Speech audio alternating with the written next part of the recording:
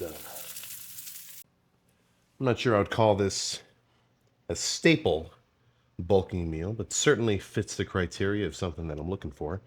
So 3/4 pound steak, which, I mean, usually I'd kind of try to stick to like a half pound at once. But, I mean, if it's all right here, what am I supposed to do? Cut a 1/4 pound off and save it for later? Just doesn't make any sense. So 65 or so. Hold on, more. But 65 grams or so of protein, 20 of fat, probably more like 25. But when I'm bulking up, I honestly try to underestimate the amount of calories that are coming from certain sauces and cooking oils and like condiments and everything else, because I'm trying to gain weight. If I say I ate 20 grams of fat and I tracked 20, but really I had 30, then I'm still in the green. That's not going to put me below my calorie goal. It's going to put me above it, which I would rather do. To eat too much on a given day, like by a couple hundred calories, when you're trying to bulk up, I mean, that's perfect. Now, if you're trying to diet down, that's where you got to be a little bit more conservative. You know, if you think it's 20, maybe track it as 30, right? Or just try to back off entirely. Because if you're trying to diet down and you're eating more than you actually think you are, then guess what? You're going to have no idea, oh man, why am I not losing any weight? I track everything. It's like, even just tracking your calories, that's not even the full picture. Because if you're not really tracking them accurately, I mean, there's guys where, oof, on the craziest end of things, man, Sam, I've been eating, I mean, I've heard this in person. I've been eating 5,000 calories the last 7 weeks, like every day, man. And the guy's like 100, 70 pounds or something. And not to, I mean, I'm sure he's eating a lot of food, but I'm inclined to believe if I were to track that guy's calories and like hover over him like a ghost for the whole day, maybe three, maybe like 3.5 max. So it's like just something to consider. Of all the utensils that gets used in the kitchen, the stove, the microwave, the fridge, everything else, the one that's probably the most crucial in a bodybuilding sense is going to be the scale. Now you could say measuring cups because you want to measure how much. That seems kind of fucking. I never got into it. I've heard of guys where they weren't necessarily using scales. They just measure stuff out, like 2 cups of rice and 3 cups. The scales always seem more accurate to me. So probably going to train at about maybe an hour and a half. So leaving an hour or something. That'll be enough time for all this to kind of settle in.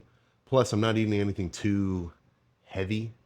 I'm not sitting here with like 2 bagels with a crazy amount of cream cheese, like salami onto it. And that's kind of like a subjective description of food. But if you eat something and it's going to really sit in your stomach for a little while, the last thing you're going to want to do 30 minutes later, or even 45 minutes later, is try to get under a squat bar and start loading up hundreds of pounds. I mean, it just doesn't make any sense. So when it comes to your pre-lift meals, for one thing, I wouldn't want it to be too crazy in terms of like its effect on me specifically. Like I'll get home and I could sit in front of let's just say what might be a family size Wendy's order of like 3 double cheeseburgers, 2 chicken sandwiches, a large fry, and then like a frosty. And like, sure, I could get that whole thing down, but afterward, gotta take a fucking nap. I would never want to eat that right before a lift. Whereas something like this, a little bit more tame. And on the carb side of things, because 2 macros are pretty much getting taken care of here. Quality source of protein, right? Red meat.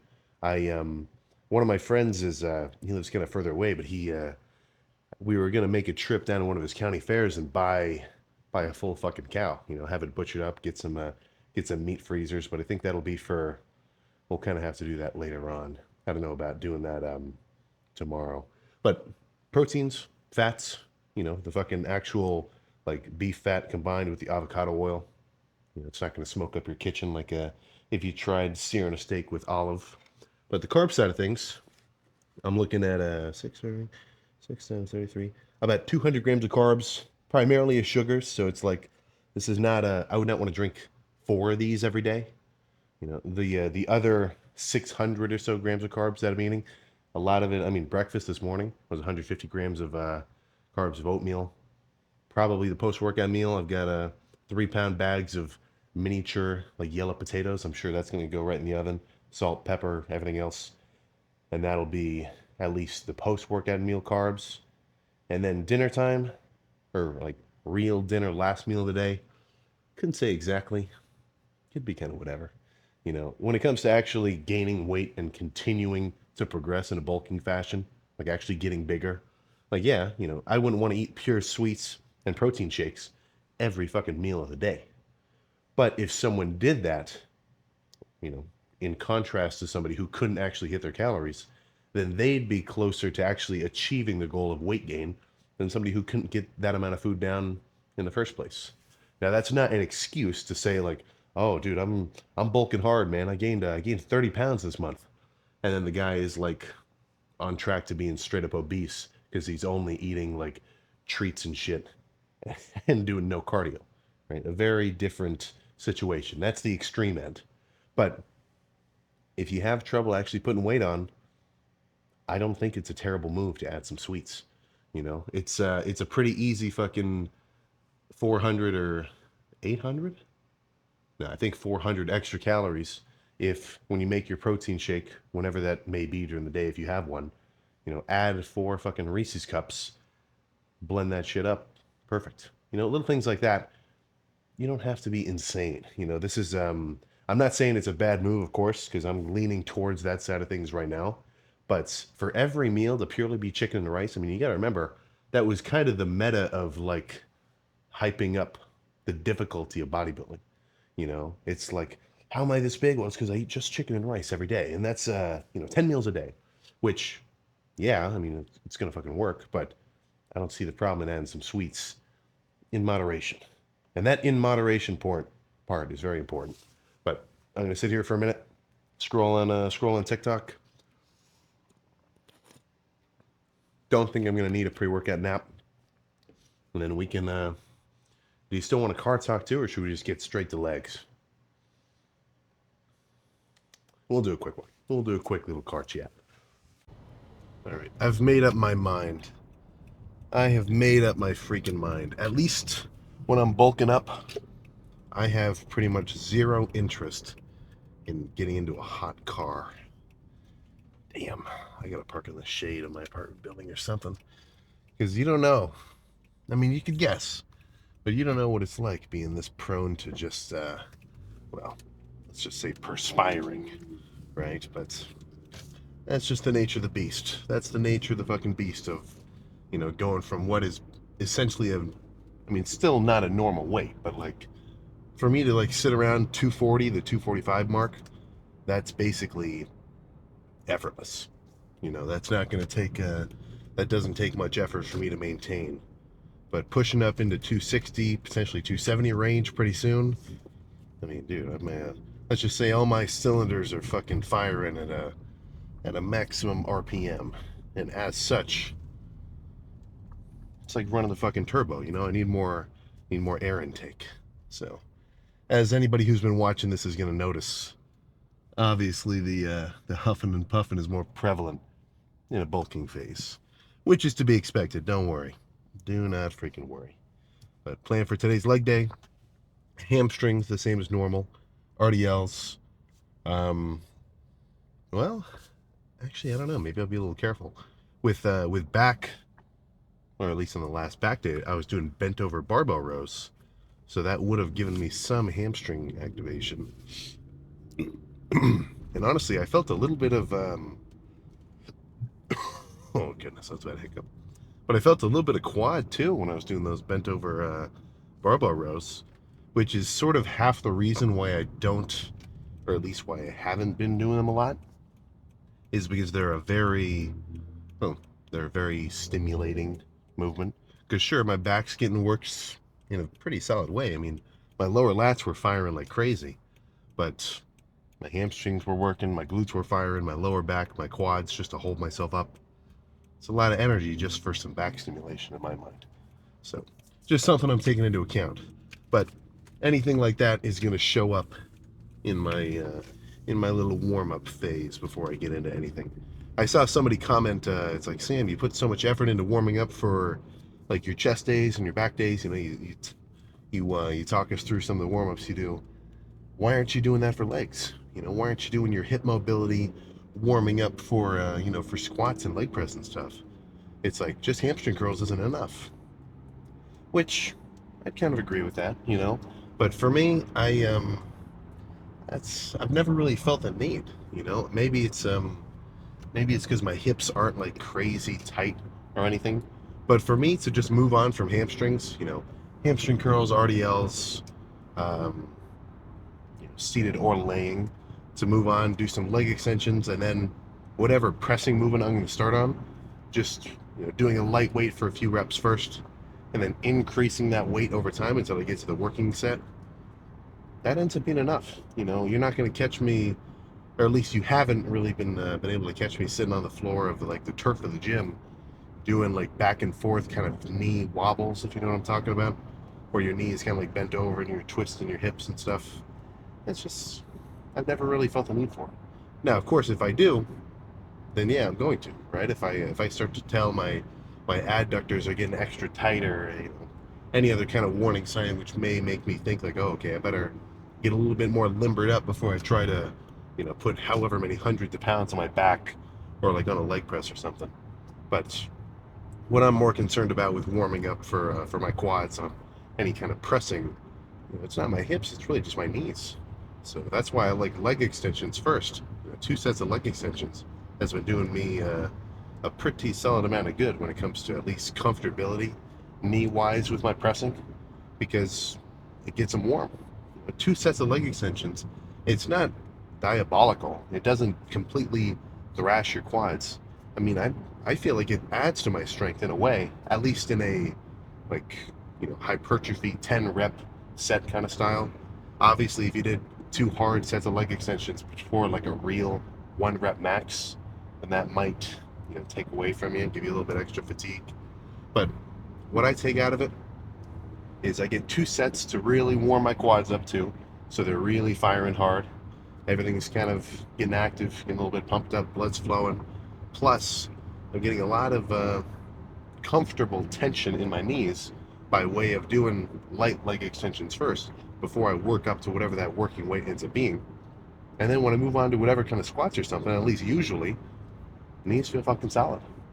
So that's where if you run into some sort of issue, let's say your shoulders crunchy when you do bench, your elbow has like a little tweak in it or something, right right on the point of it or something.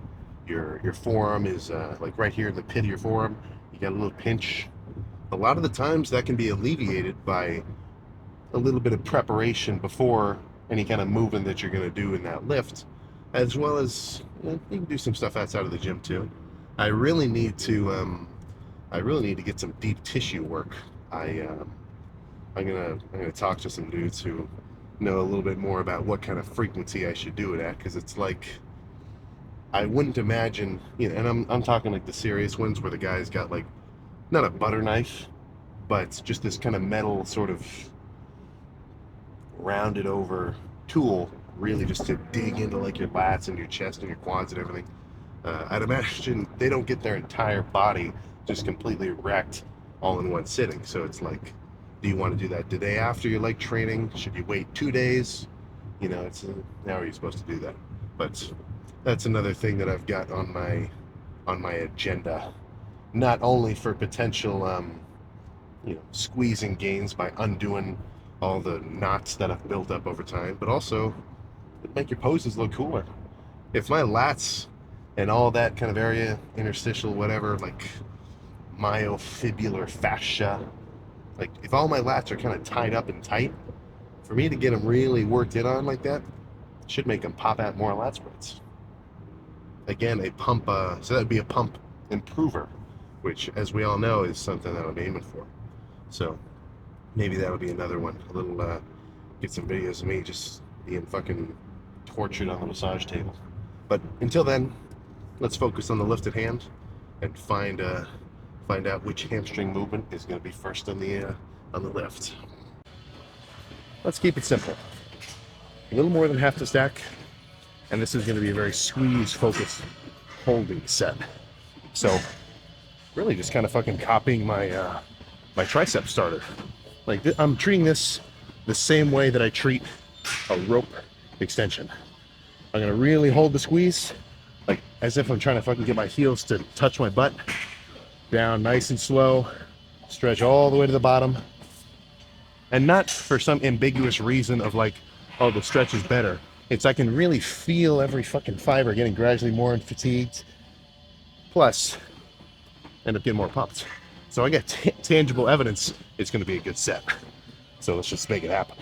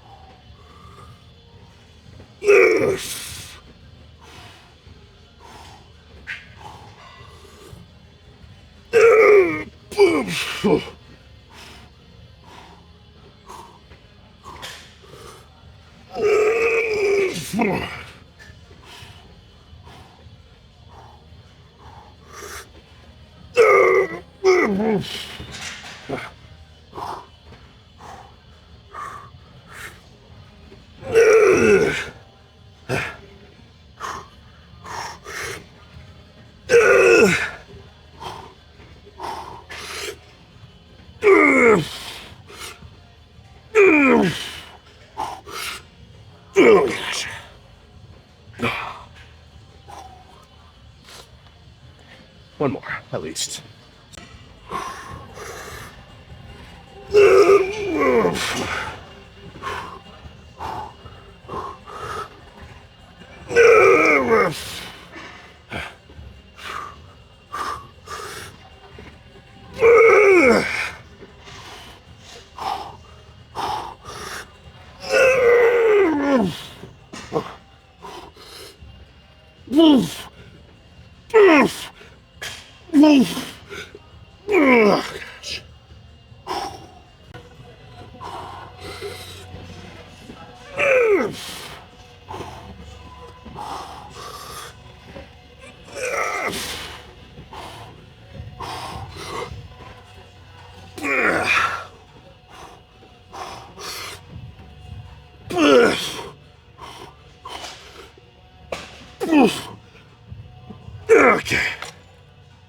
Okay.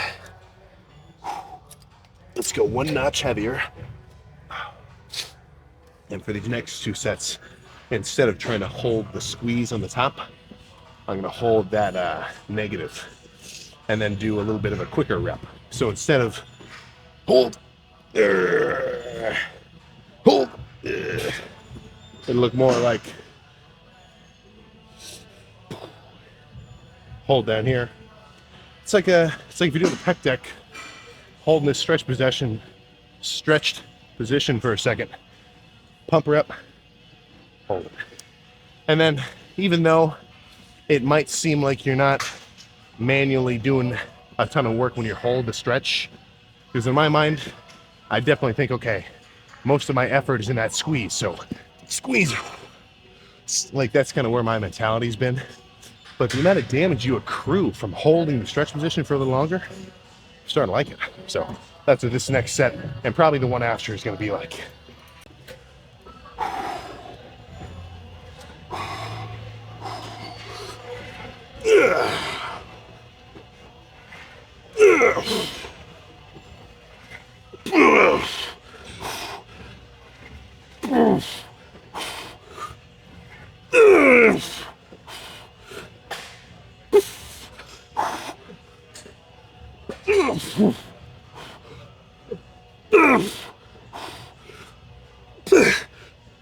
Okay.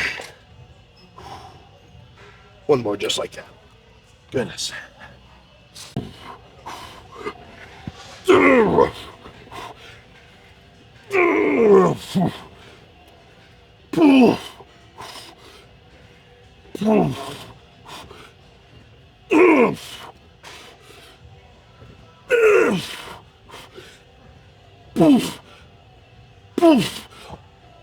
Okay. Oh. Yeah. I think that's good. Ugh. Plus, I can tell, I think I was a little fatigued from those bent over barbell rows. Yeah, that's enough here. So hamstring's still pumped, but I think 5's a good number. So before I do any actual working sets of leg extensions, I'm going to warm up with lightweight, gradually go heavier until my knees feel nice and, well, warm, and then start the real portion is quad, or the real portion is leg day, quads. Okay. Reasonably light, 5 reps on either side, and then just repeat until I can't get any reasonable range of motion. So, you know, it's easier said than done. The real hard part is getting excited enough to fucking push through the burn, and even if it starts to feel a little bit weak, still try to get that extra inch of squeeze, like I'm trying to bend my leg backwards and over itself and like kick myself in the face. All right.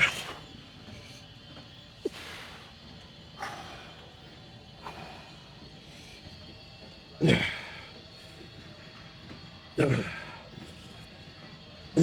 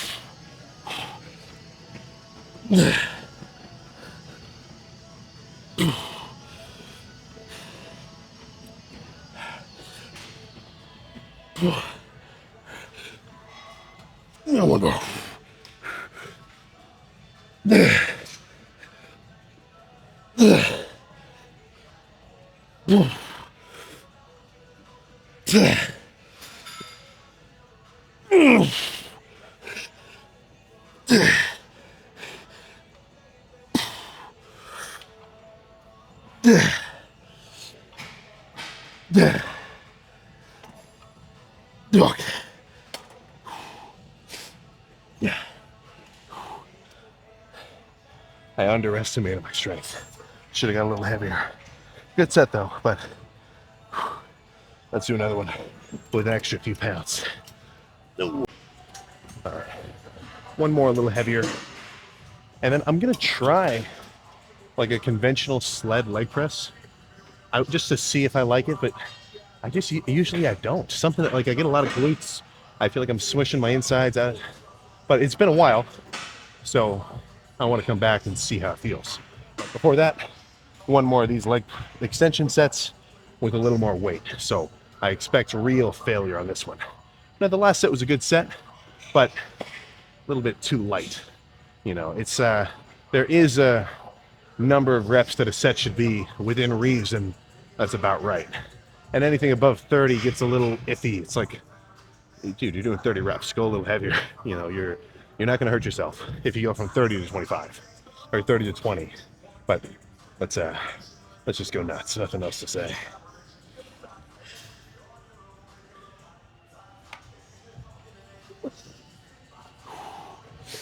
Yeah. Yeah. Yeah. Okay.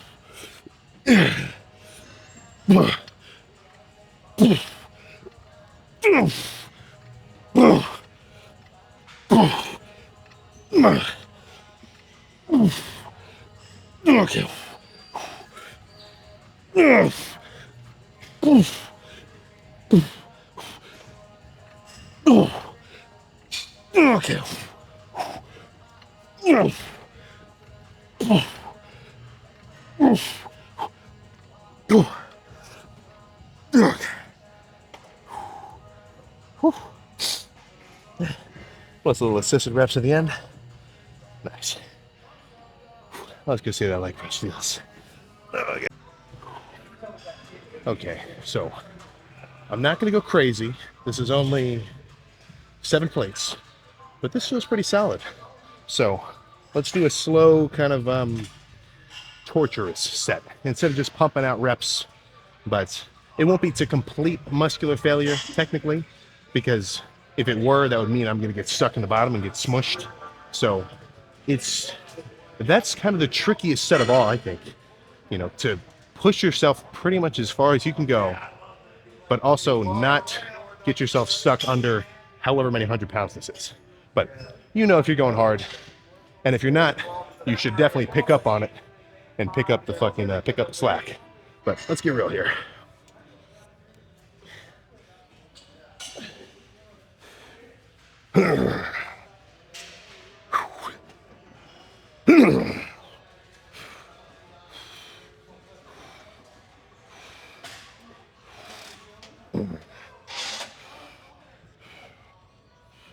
Right there.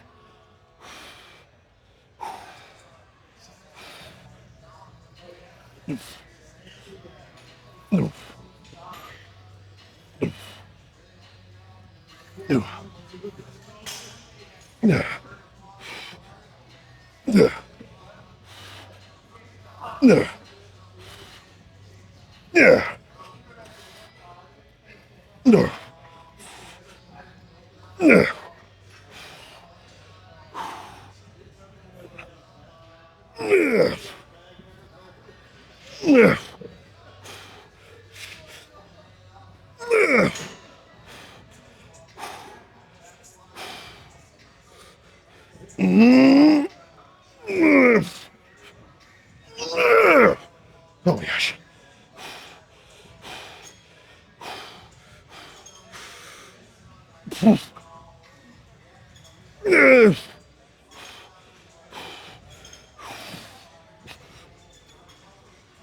Okay. Oh my gosh. Oh man. Can't put my head back on that. No, but that was good. I'm gonna grab somebody to spot me on the next one, because I could definitely do a few more, but I'm not exactly sure what it's gonna feel like when I can't do one more. So let's run it up. Yeah.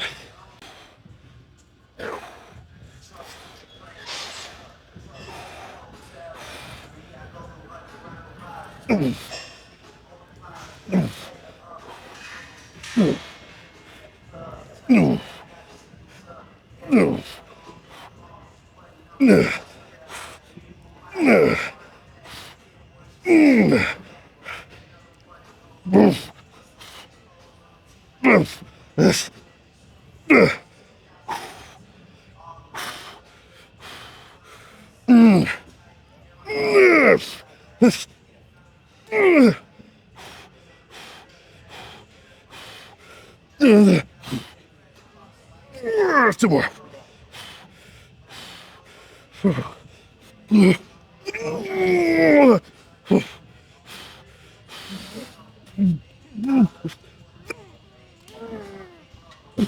Oh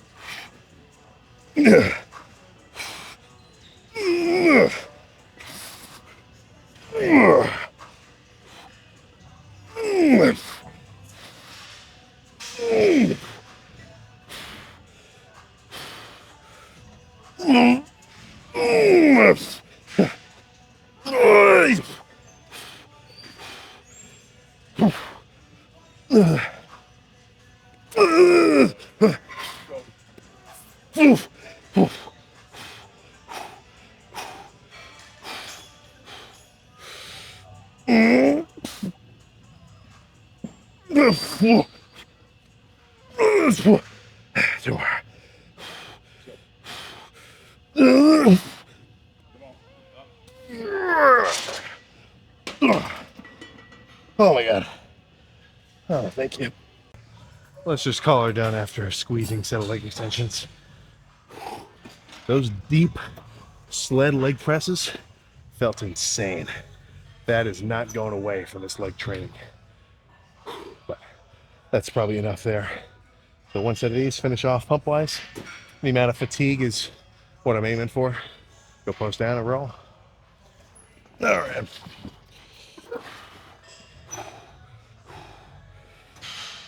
Yeah.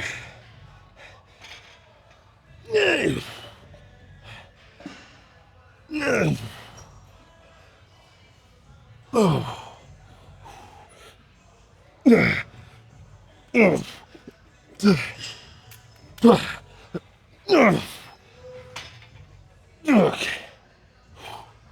Oh my god. Let's go post that. This is the most limpy I've been in leg day for a very long time. There we go. Let's see. We right in the, yeah, pretty much right in the middle.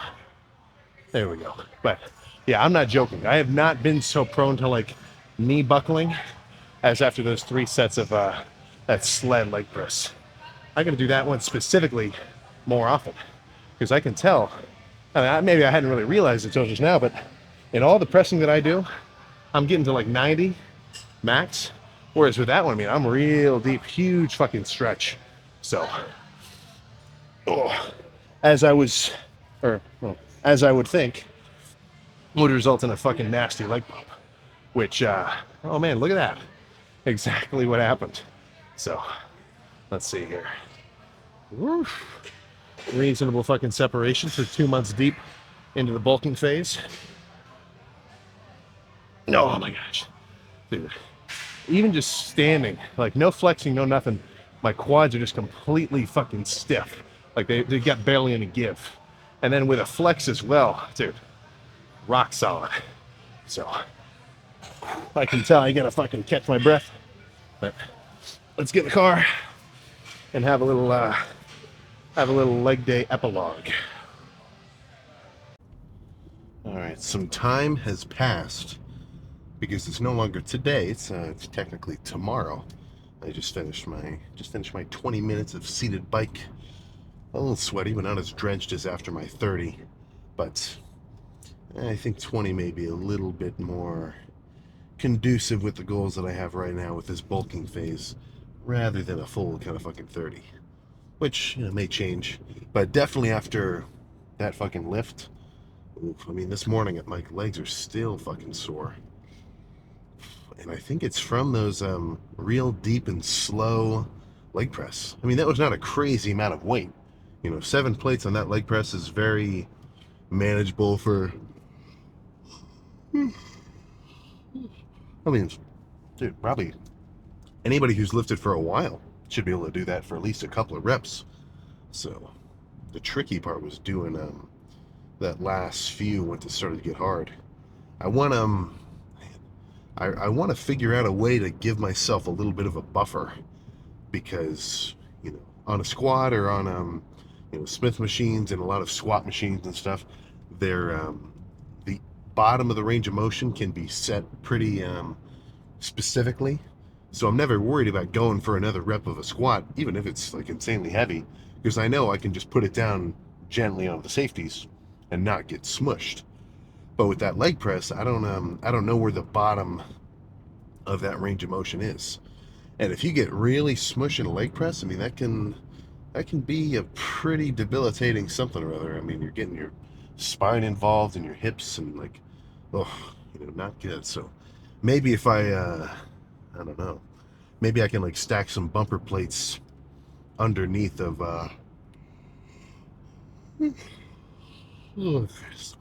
maybe if I stack like 2 or 3 bumper plates underneath one side, the plates will hit, well, not hit, but like bump into each other, and that'll kind of set the safety. Because I definitely could have done more.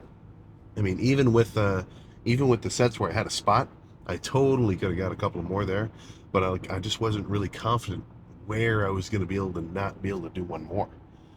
Because with something like a squat, it's pretty failure is pretty cut and dry. Like same thing with a bench or something. Like I know, okay, that rep specifically was extra hard compared to the last one. I have no confidence that I'll be able to do one more. And I don't mean like, oh, I'm not sure. It's like, okay, there's no chance, in a very literal sense. Whereas with those sets of leg press, it's like, yeah, my legs were getting fatigued, but I wasn't really sure when they totally give out. So that's on me to get a little bit smarter with. But that deep stretch too, I really like that. I've got definitely had a lower back pump the whole drive home, but that's kind of to be expected because that little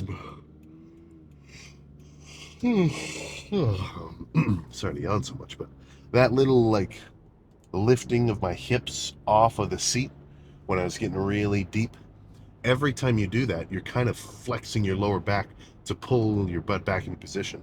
So it's very something to keep in mind. If you're going too heavy and you start to tell that you're like basically winking your lower back on those leg presses, maybe back off a little bit, or if you can, you may need to adjust the seat or something like that. But plan for what for you is going to be tomorrow is a gnarly ass chest day and probably just a touch of shoulders for fun. Just a touch of shoulders. It's been a while, so I'll see you then for that.